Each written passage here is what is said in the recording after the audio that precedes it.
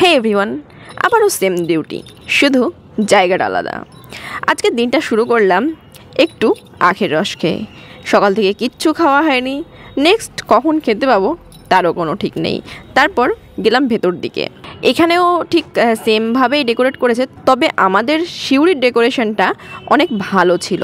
কিছুক্ষণ পরেই বেরিয়ে পড়লাম খাবার উদ্দেশ্যে, আর সেই সঙ্গে দেখা হয়ে গেল আমার সেকশনের একটা মেয়ে, জুলেখা।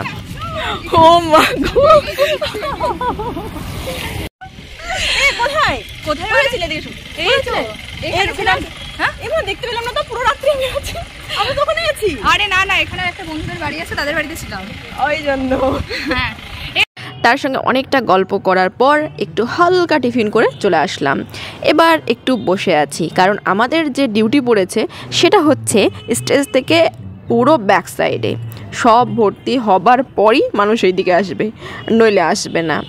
তারপরে বসে থাকতে থাকতে সময় যায়, দিদি আর আসে না। আমাদের অ্যাকচুয়ালি কি হয় যে প্রায় 5 থেকে 6 ঘন্টা আগে ডিউটি প্লেস করা হয়।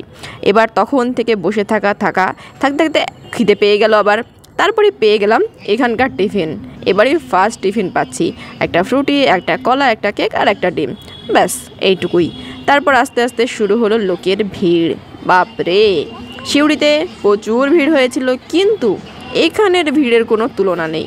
এত পরিমাণে মানুষ এসেছে এখানে, আমি তো ভাবছি যে পূর্ব মেদিনীপুরের কি কেউ বাকি আছে আদৌ, মনে হয় না। তারপর আস্তে আস্তে ক্রাউড কন্ট্রোল করতে করতে শেষ মুহূর্তে দিদি ফাইনালি আসলো, আর তাকে দেখে মানুষের কি উত্তেজনা, সবাই উঠে দাঁড়িয়ে গেল। এবার এদেরকে বসতে বলে এরা শুনছে না, স্যার যারা আছে তারা আমাদেরকে বকছে। এখানে একটা ডিসপ্লে করা হয়েছিল, ফলেই সামান্য একটু দেখা যাচ্ছে, কারণ এবার স্টেজ থেকে এতটা দূরে পড়েছে আমি, মানে একদম পুরো বাইরে, আমার পরেই লাস্ট। এখানে পুরো ব্যারিকেড করা আছে, মানে একদম শেষ ব্লক। এখানে তো দিদির ফ্যান ফলোয়িংয়ে আলাদা, আমাদের ওখানে তো ছিল, অনেকেই ছিল, কিন্তু এখানে ক্রাউড কন্ট্রোল করা প্রচুর চাপের হয়ে যাচ্ছে। আর আজকে এতটা টায়ার্ড হয়ে গেছি, সেই সকাল থেকে দাঁড়িয়ে থাকা, বাপরে পা এত ব্যথা করছে বলার বাইরে। এর আগের বার কী হয়েছিল, একটু এদিকে একটু সেদিকে হাঁটাহাঁটি করে মোটামুটি সময়টা গেছিলো, আর এবার একদম চুপচাপ একই জায়গায়, খুব বিরক্ত লাগছিল। আর দিদির সঙ্গে আমাদের বাংলার স্টার সোহম এসেছিল। ফাইনালি লাস্টে দিদির নাচ দেখে আর সামান্য একটু ঢোল বাজিয়ে আমাদের অনুষ্ঠান শেষ হলো। শেষের পরেই দিদি চলে গেলেন নিজের জায়গায়, আর আমরা আমাদের রুমে।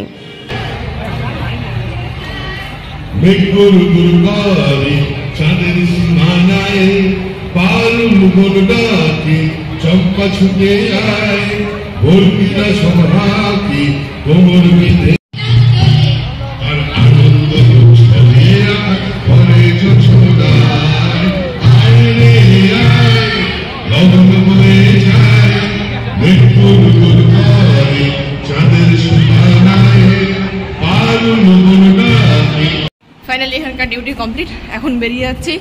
এবার যাব পশ্চিম মেদিনীপুর। এসে সঙ্গে সঙ্গে ঘুমিয়ে গেছিলাম, খাওয়াও হয়নি, গাড়ি চলে এসছে শেষ।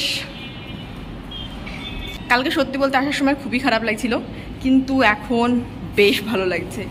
আসার পর অনেকজনের সঙ্গে দেখা হলো, আমার সেকশনের একটা মেয়ের সঙ্গে দেখা হয়েছিল, দিল খুশ হয়ে গেয়া। চলো আবার দেখা হবে নেক্সট ব্লগে।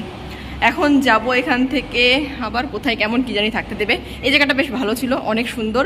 দিদি এসেছিল, দিদির সঙ্গে আমাদের বাংলার স্টার সোহম এসেছিল। দারুণ দারুণ চলছে। অ্যাকচুয়ালি সবার সময় একটু রাগ হয়, মানে হঠাৎ করে বলে জিনিসগুলো, কিন্তু সত্যি খুব সুন্দর লাগছিল। বাট একটা জিনিস, একটু সময় পেলাম না, ঘুরতে যাবো বলে আমি ড্রেস নিয়ে এসেছিলাম, সেটাও হলো না। তো চলো দেখা হবে আবার নেক্সট ব্লগে পশ্চিম মেদিনীপুর, আবার দিদির সাথে। দিদি আমাদেরকে একটু বেশি পছন্দ করে ফেলেছে, যেখানে যাচ্ছে সেখানেই ডেকে নিচ্ছে, ছাড়তেই চাইছে না। তো চলো এখনকার মতো বাই, আবার দেখা হচ্ছে নেক্সট ব্লগ পশ্চিম মেদিনীপুর।